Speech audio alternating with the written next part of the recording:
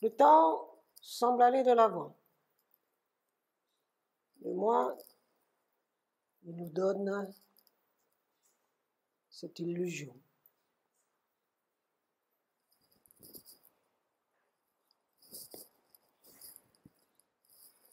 Le temps, c'est un peu comme si on entendait une marche militaire dans la pénombre d'un tunnel. Et on ne sait pas qui en sortira, si ce sont des vivants ou des morts. À ce sujet, je vous invite à aller voir le très beau film de Kurosawa, 1990, qui s'appelle Rêve, Dreams.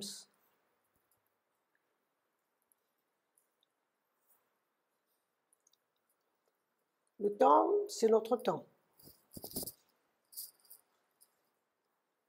Celui qui nous vieillit, qui vieillit nos os, qui vieillit notre cœur, qui nous use. La loi de l'entropie nous désintègre. Le temps, notre temps, c'est aussi notre temps passé, c'est-à-dire celui qui nous a amenés à arriver ici et maintenant. Le temps, c'est aussi le temps de l'autre. Et parfois, le temps de l'autre, il n'est pas forcément important. Il peut même nous être indifférent. Sauf si le temps de l'autre mange notre propre temps. Voire nous-mêmes, si nous arrivons en retard à nos rendez-vous, c'est comme si nous considérions que le temps de l'autre n'est pas important. Et puis dans nos relations, nous pouvons avoir des relations qui ne sont pas des relations filiales d'amour, d'amitié. Et si ces relations viennent à s'arrêter, ma foi, le temps de l'autre disparaît aisément. La place devient libre et vacante. Il y a des départs insignifiants, comme il y a des départs chavirants. Tout est une question de lien, tout est une question de temps. Le temps des autres, c'est aussi le temps de nos proches. Ceux que nous voyons grandir, ceux que nous voyons vieillir, ceux avec qui nous partageons le temps pendant des décennies dans ce voyage du temps. Nous mûrissons ensemble, nous grisonnons ensemble, nous aimons, nous rions, nous pleurons, nous craignons ensemble, nous crions ensemble, nous nous taisons ensemble, nous nous boudons ensemble. Nous nous partageons mutuellement notre temps.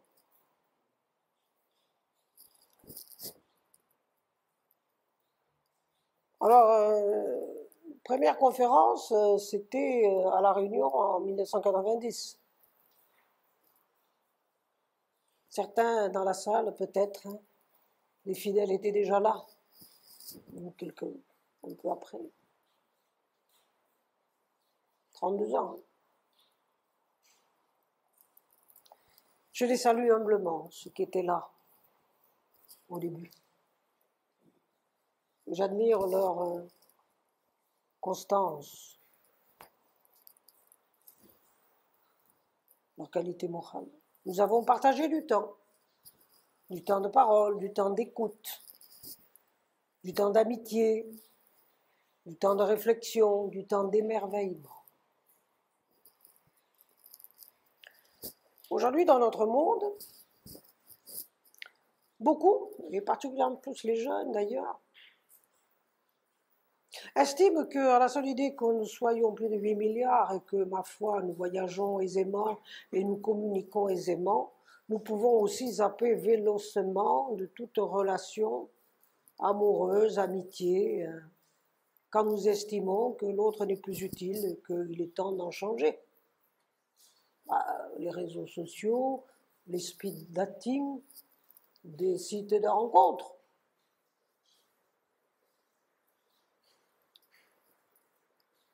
Aujourd'hui, la relation n'est pas une relation d'harmonie, de quête de l'harmonie, ce n'est pas le moteur, nous parlions hier.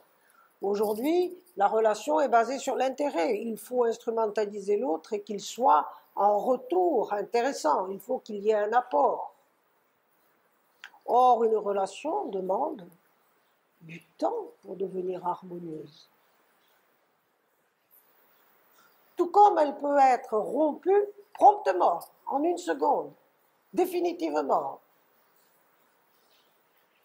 Et on peut le regretter amèrement. Souvent d'ailleurs, quand vous êtes fidèle en amitié ou en amour, vous êtes fidèle en spiritualité.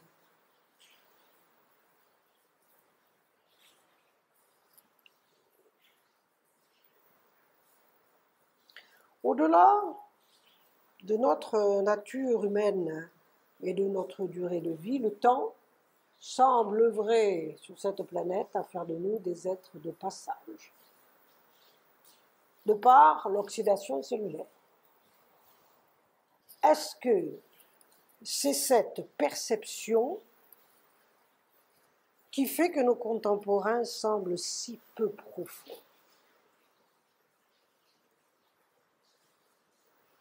Ou est-ce que c'est le signe d'une absence de spiritualité et de vision métaphysique de l'existence?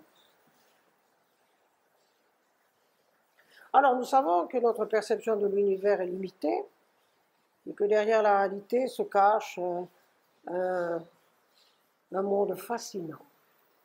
Mais pour l'expérience directe tangible, le temps nous montre surtout le chemin du cimetière, où reposent ceux qui sont déjà partis.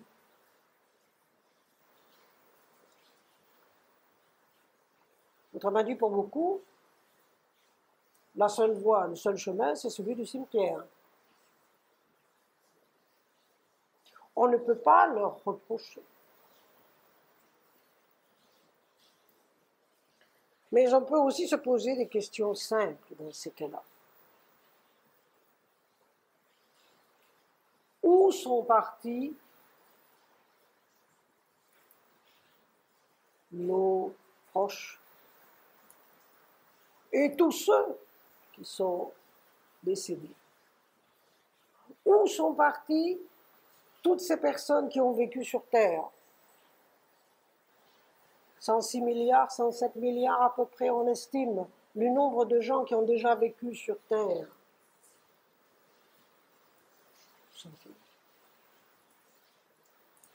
Sont-ils poussière? Des âmes évaporées?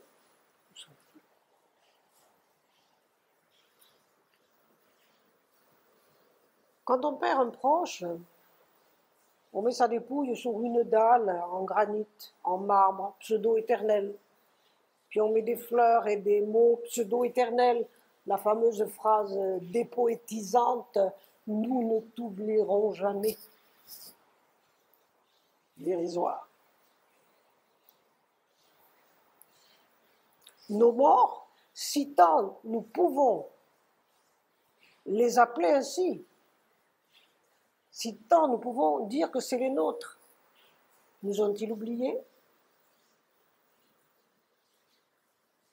Sommes-nous, nous vivons, condamnés à être oubliés par nos morts?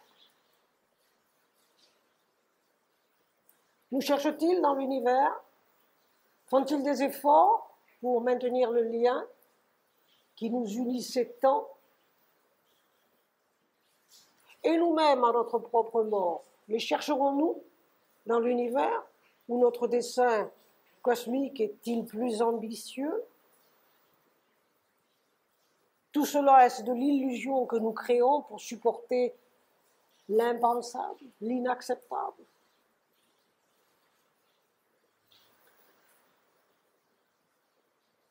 La vie semble nous anesthésier. Anesthésier la part sensible, la part consciente en nous. Et effectivement, nous baissons les bras et nous retournons à la vie ordinaire, en s'éloignant de la détresse existentielle, comme si nous n'avions pas le choix.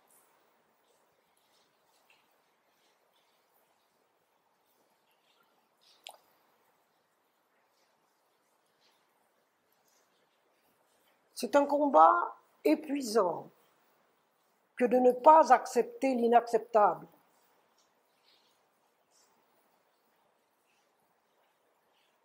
Le chercheur spirituel, il accepte de sortir de ce combat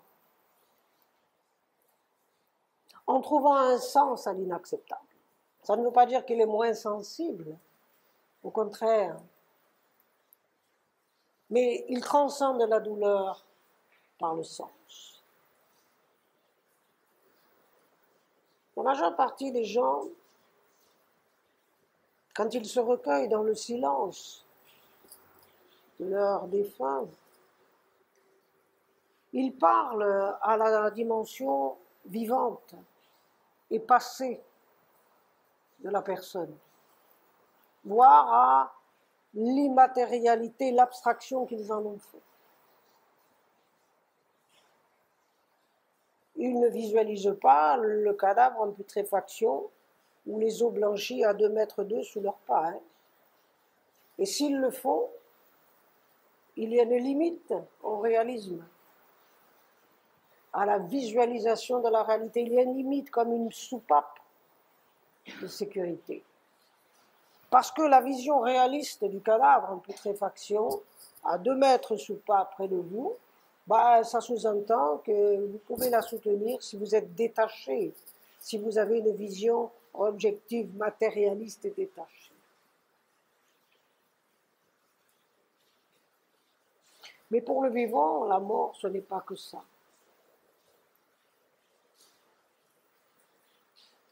Pour le vivant, c'est celui qui est devant la perte d'un être cher, c'est l'intensité de la peine, la vivacité de la mémoire, la force des larmes, l'odeur subtile des lys, le bâton d'encens qu'on a planté dans la terre et qui brûle près de la tombe une fois qu'on est parti.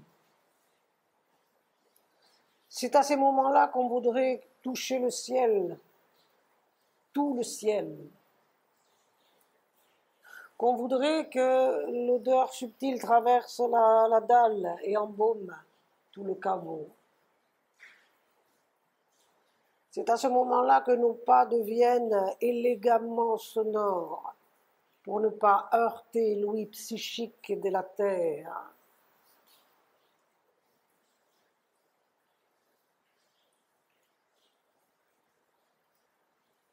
Oui, la vie continue.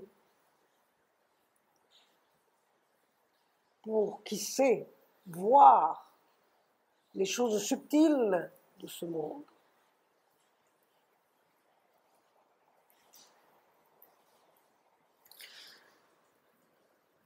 Dans les sutras de Patanjali, au 4e pada, chapitre, le Kaivalāpada, dans le 12e verset, il est dit ceci. Atita hanagatam svarupato asti advabeta dharmanam. Atita passé, anagatam futur, svarupa forme essentielle, asti être. Adva beta dharmanam, propriété inhérente au dharma. Ce sutra veut dire quoi? Ce sutra veut dire le passé et le futur ne peuvent pas être contaminés, ne peuvent pas être amalgamés, mais ne sont jamais perdus. Ils existent par leur propre forme, par la différence de leur voix. Sutra millénaire que ne dément pas l'approche quantique, qui va jusqu'à proposer la simultanéité des voies du temps par des univers parallèles, des dimensions parallèles. Alors, nous avons effectivement vu beaucoup l'an dernier des conférences sur la métaphysique du temps. Et nous avons vu comment l'esprit pouvait agir, influencer sa ligne de vie par l'intention qui pouvait changer ou créer des événements. Selon la logique scientifique officielle et établie, qui s'appuie sur la causalité et sur le processus de l'entropie, on ne peut pas modifier le passé. Mais dans l'approche quantique et dans l'approche yogique, on ne confirme pas. Tout reste ouvert, tout reste possible. Pour le yoga, tout événement est présent dans l'espace et le temps. Et la vision du yoga, c'est que l'avenir devient présent et le présent devient passé par le seul fait que nous pouvons changer les choses parce que nous avons la capacité de changer les choses. Autrement dit, qu'est-ce que ça veut dire? Ça veut dire que le yogi qui pratique la science de l'éveil de la conscience par l'activation de l'énergie a accès au secret du monde temporel. Et ça, on en a longuement parlé dans les conférences de l'année dernière.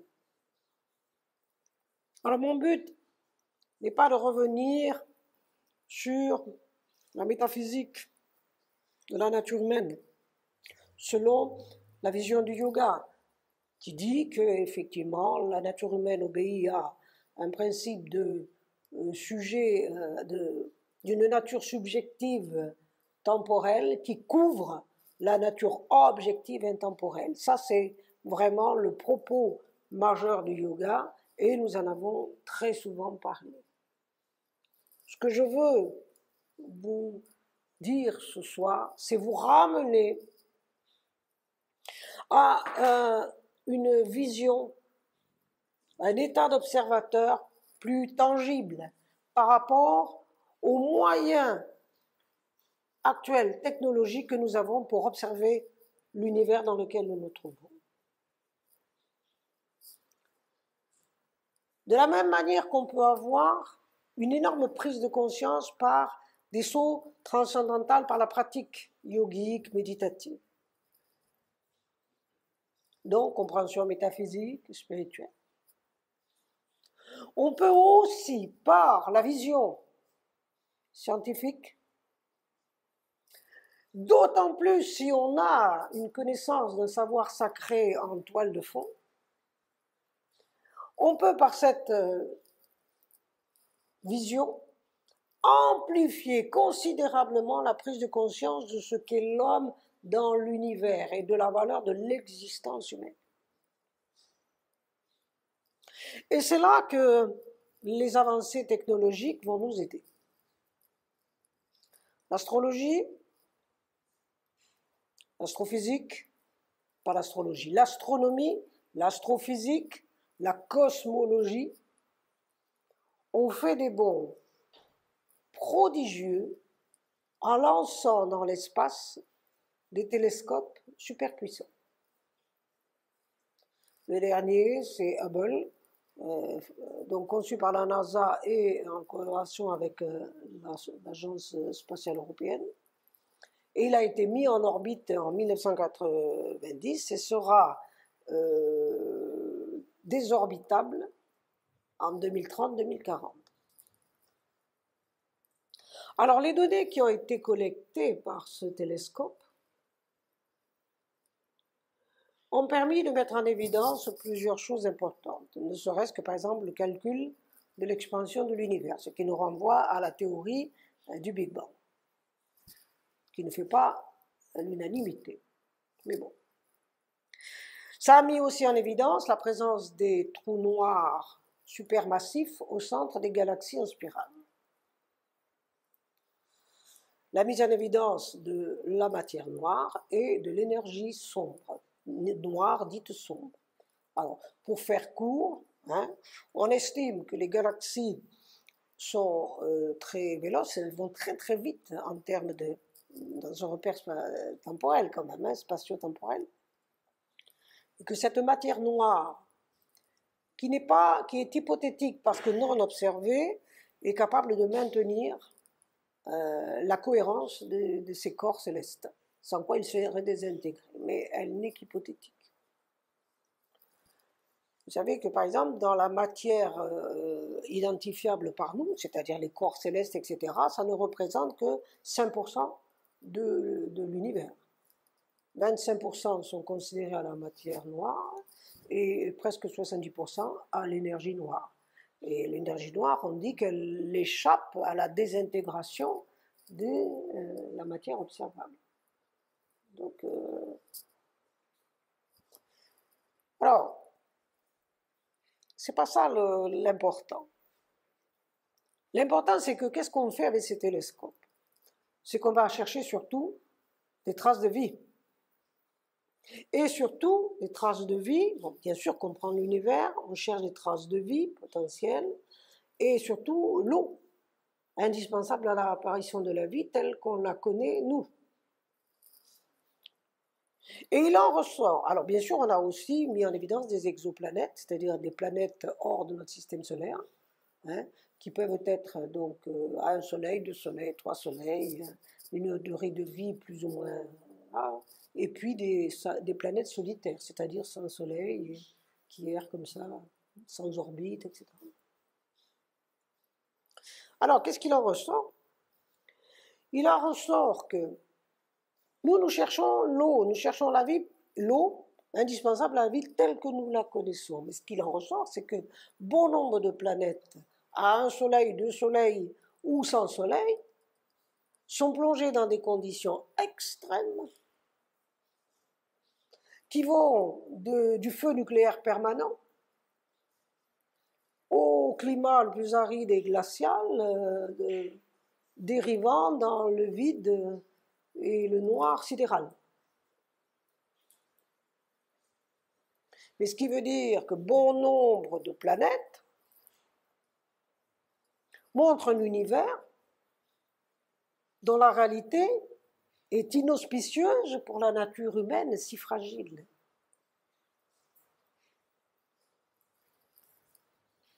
Mais la Terre, à la bonne distance de son Soleil,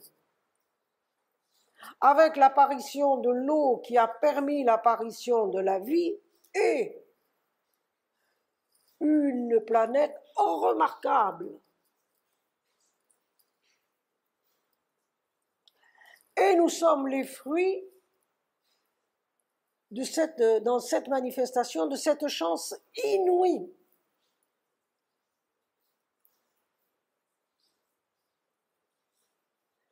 Nous avons dans cet univers vaste, gigantesque et inerte, une extrême improbabilité d'apparition de la vie.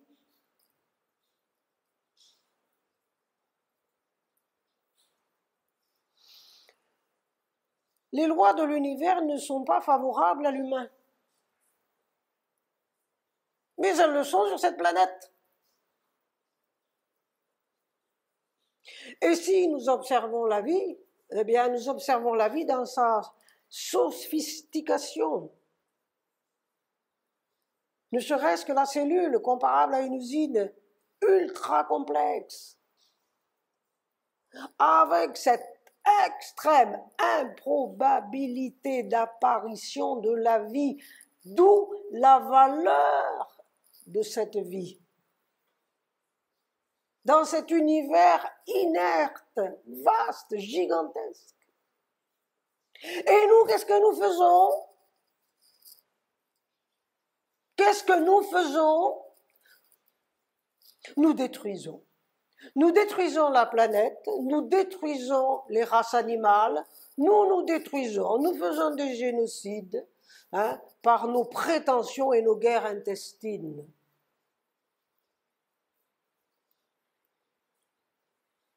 Mais l'univers, il peut nous balayer en une seconde.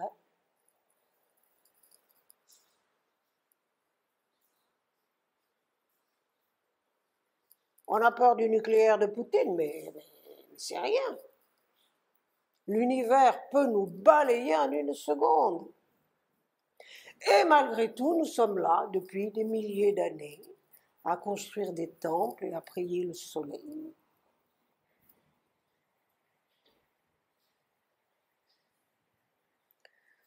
Le temps humain est un temps relatif. Mais qu'est-ce que nous avons du mal à relativiser nos importances?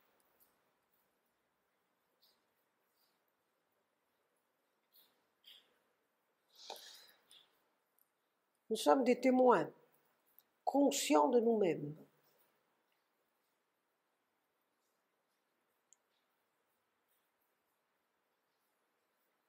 Mais nous manquerait-il une supraconscience pour pouvoir accepter sans lutte et sans douleur cette temporalité? Nous sommes dérisoires. Nous nous entretuons. Nous sommes stupides, dérisoires. Vous vous rendez compte qu'il nous faut lutter sans cesse pour pouvoir vivre décemment sur cette planète. Il faut travailler pour payer sa nourriture et payer son toit par les seules lois humaines. Mais nous sommes dans un auto-esclavage.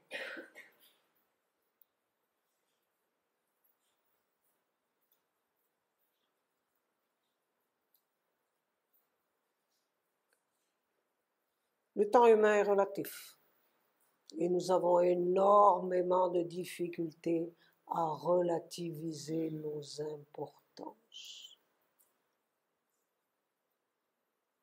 La supraconscience nous manque pour pouvoir accepter sans lutte et sans douleur notre temporalité, c'est-à-dire notre fin de l'incarnation, notre passage. C'est le propos du yoga qui a toujours assurément dit cela. Développer votre supraconscience. Autrement dit, continuons à regarder encore longtemps les étoiles.